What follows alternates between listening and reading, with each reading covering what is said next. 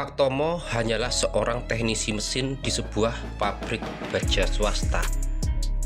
Sudah 30 tahun lamanya mengabdikan dirinya di pabrik baja tersebut. Ia seorang teknisi yang handal yang sangat disayangi oleh pemilik pabrik. Berkali-kali dipromosikan naik jabatan, namun ia selalu menolak karena merasa sayang dengan pekerjaannya dan tidak akan meninggalkan mesin-mesinnya sebelum pensiun.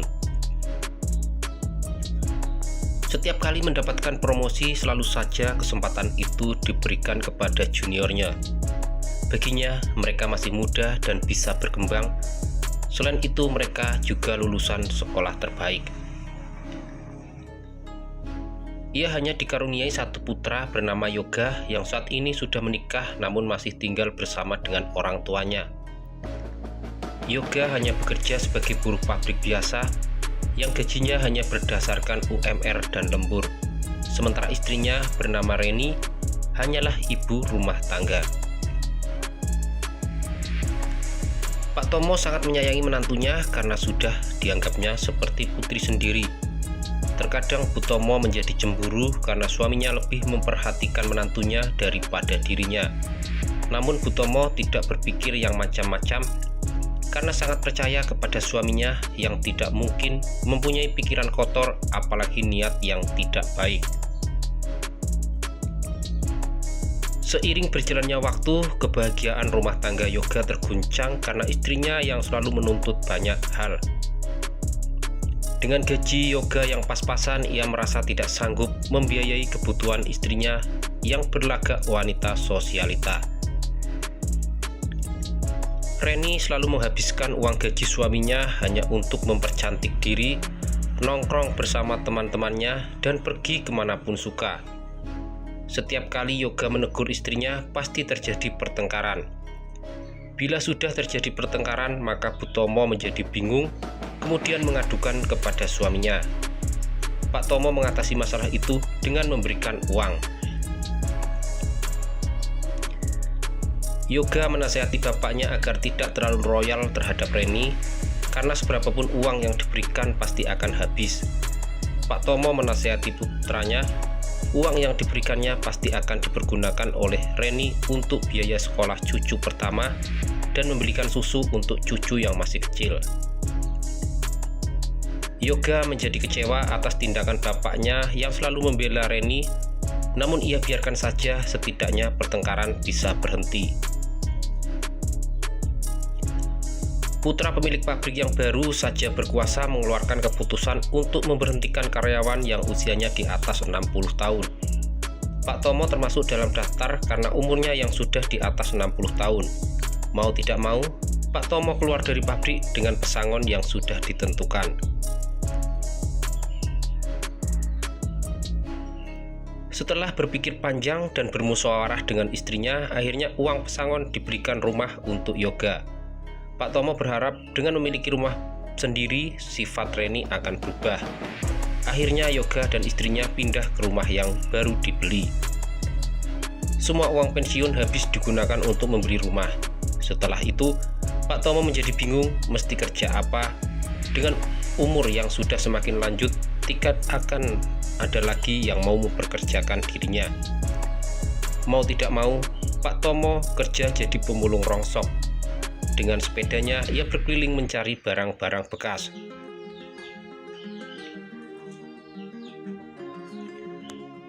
Suatu hari, Pak Tomo melihat Reni yang sedang jalan bersama teman-temannya. Pak Tomo menghampirinya, namun kedatangannya justru membuat Reni menjadi tersinggung. Ia mengusir Pak Tomo. Ia juga mengaku di hadapan teman-temannya kalau yang menghampirinya hanyalah laki-laki gila yang kehilangan anak perempuannya. Mendengar pengakuan menantu di hadapan teman-temannya, hati Pak Tomo menjerit. Ia tidak menyangka jika menantu yang sangat disayang dan selalu dimanja tega berbuat begitu, bahkan hanya demi nama baiknya tega memperlakukannya dengan sangat kejam. Pak Tomo hanya bisa merenung meratapi nasibnya yang menyedihkan di masa tuanya. Seharusnya saat ini, di saat sudah pensiun, tinggal menikmati masa tuanya dengan bahagia bersama keluarganya. Namun yang terjadi sebaliknya, sepanjang hidupnya bekerja hanya dihabiskan untuk kebutuhan anaknya, Bahkan tabungan pun terkuras habis. Hanya rumah tua yang ditempatinya hasil kerjanya selama 30 tahun di pabrik baja. Menjelang malam, Pak Tomo dan Bu Tomo kaget dengan kedatangan Yoga dan anak-anaknya tanpa Reni. Yoga mengadu kepada orang tuanya bahwa Reni sengaja kabur, meninggalkan dirinya, pergi dengan laki-laki lain. Bahkan dengan terang-terangan, Reni memberitahu suaminya bahwa ia akan segera mengurus perceraian. Dengan tegas Pak Tomo berkata kepada putranya, selama ini ia yang selalu meredam pertengkaran karena tidak ingin anaknya bercerai. Namun saat ini Pak Tomo meminta kepada Yoga agar tidak ragu lagi menceraikan istrinya. Reni bukanlah wanita yang baik. Ia bukan istri yang mengerti keadaan suami dan keluarganya. Yoga sependapat dengan bapaknya. Ia memang sudah tidak sanggup lagi melanjutkan rumah tangganya bersama Reni. Sepanjang kebersamaannya dalam berumah tangga, yang ada hanyalah tuntutan tanpa mau mengerti keadaan suami yang sudah bekerja mati-matian, bahkan terkadang lembur sampai pagi hanya demi menyenangkan istrinya. Mereka akhirnya bercerai. Yoga kembali ke rumah ibu dan bapaknya karena anak-anaknya tidak ada yang menjaga ketika ditinggal kerja. Pak Tomo menjadi bingung karena di saat dirinya menganggur tanpa kerjaan, malah dibebani dengan cucu-cucunya. Namun ia merasa yakin bisa menghidupi keluarga walaupun sudah tua dan tidak bisa bekerja lagi. Reni menikah dengan laki-laki yang lebih muda dan kaya. Ia selalu menyombongkan diri di hadapan teman-temannya dan selalu membandingkan kehidupannya dulu dan sekarang. Saat ini ia benar-benar dimanjakan oleh keluarga suaminya. Minta apapun pasti selalu dikabulkan. Yoga hanya bisa mengelus dada setiap kali diri dan keluarganya dihina oleh mantan istrinya.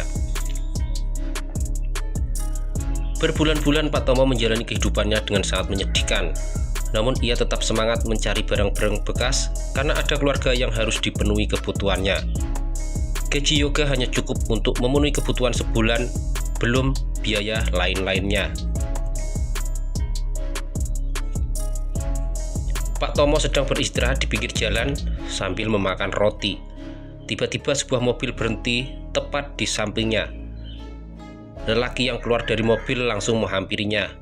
Pak Tomo terkejut sekali melihat laki-laki yang baginya tidak asing. "Pak Yon?" Pak Tomo langsung berdiri memberi hormat.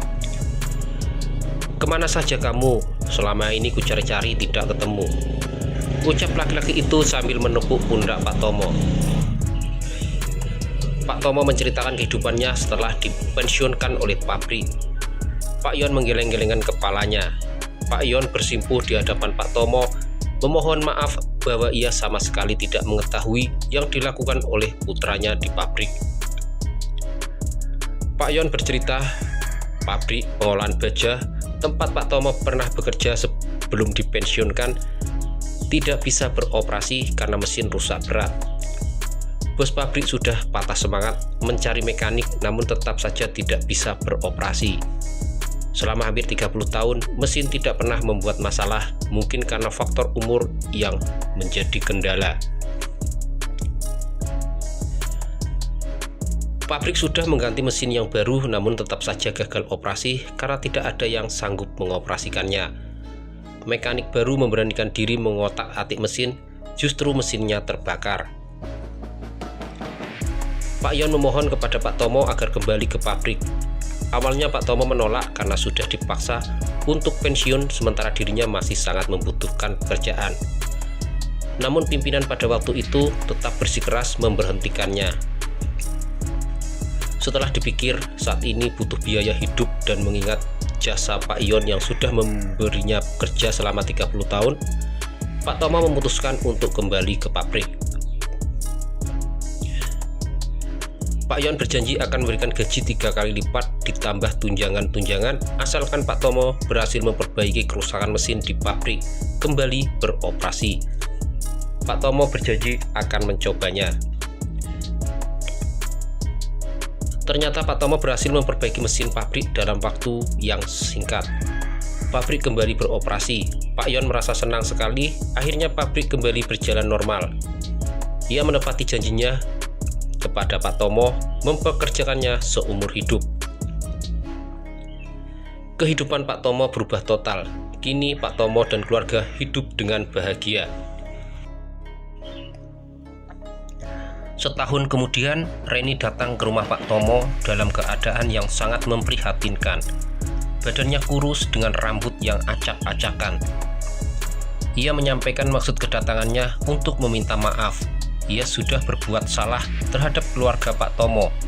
Saat ini ia sudah mendapatkan balasan atas kejahatan yang sudah pernah ia lakukan. Ia diusir oleh suaminya. Pak Tomo berkata bahwa ia sudah memaafkannya sebelum meminta maaf. Yoga sudah bahagia dengan rumah tangga barunya, jadi Pak Tomo sudah tidak bisa berbuat apa-apa lagi untuk membantunya. Dengan sedih, Reni pergi meninggalkan rumah Pak Tomo tanpa tujuan pasti. Sebenarnya Pak Tomo tidak tega melepasnya, namun tidak ada pilihan lain. Semua itu sudah menjadi pilihan hidupnya.